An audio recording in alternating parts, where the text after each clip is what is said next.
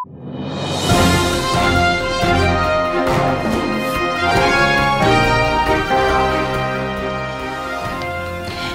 a chroeso I newyddion Si.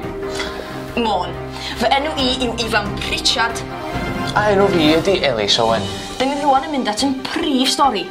Ar ôl cannoedd o flynyddoedd o gloddio copr, mae mynydd Paris wedi cau. Da ni rwan yn mynd at yn gohebwr Cais Toda Jones yn Amlwch. Amlwch? Da ni fod yn Amlwch? Helo, Cai, ti yna? Helo, Ifan! Da ni fod o'n Mae'n edrych yn hwyliog yna. Wyt ti wedi gweld Dr Cyhoedd a be maen nhw'n feddwl amdan mynydd Paris yn cau? Wel, mae'n distaw meddwl bod ni'n dyddiau, ond mae o'n larfan yn brysur. Diolch, Cai. Da ni adach chdi ddiwan. Wel, oedd yn bod na fel, mae'n edrych yn gret wan. Mae'n bwrw lot yn edrych oedd y storm, ond mae'n iawn wan, dydy.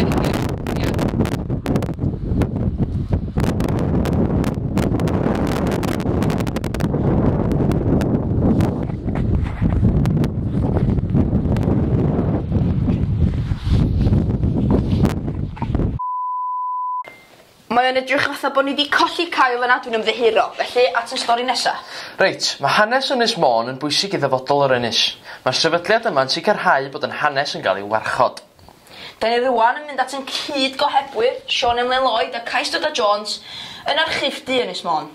Da ni yma heddiw yn archifdy Ynys Môn yn Llangefni. Lle maen nhw'n cadw dogfenni, lluniau, papurau newydd a cofnodon o pob fath dros 500 mlynedd, awn I fewn I weld.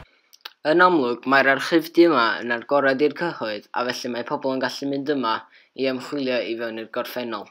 Mae'r archifdy yma'n dal archifau hyd at 500 mlynedd yn ôl a mwy.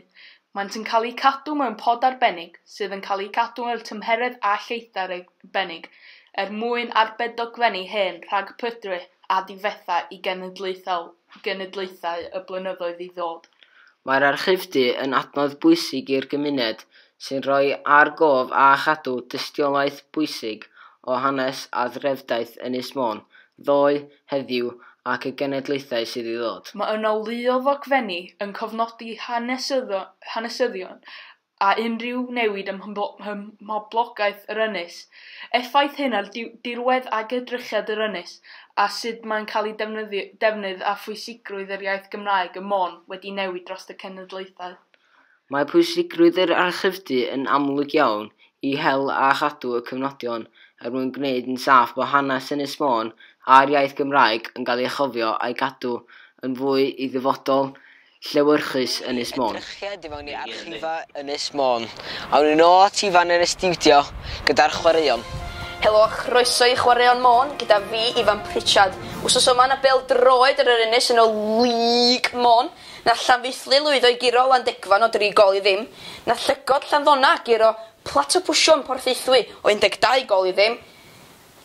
A nath Mircat Smalldraeth giro Hippos-Olied o 7 gol I ddim. Wel, dwi wedi deud o, a rai sacio'r manager, mae Gary Jones yn hople. Diolch Ifan. A rwan yr tywydd efo Sean.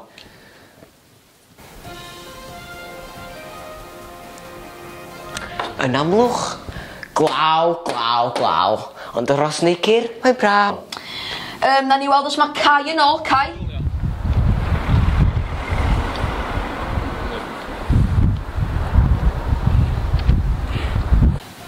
Dyna ots gyda ni I chi am heddiw, fi di ifanc Richard. A fi di Ynys Môn.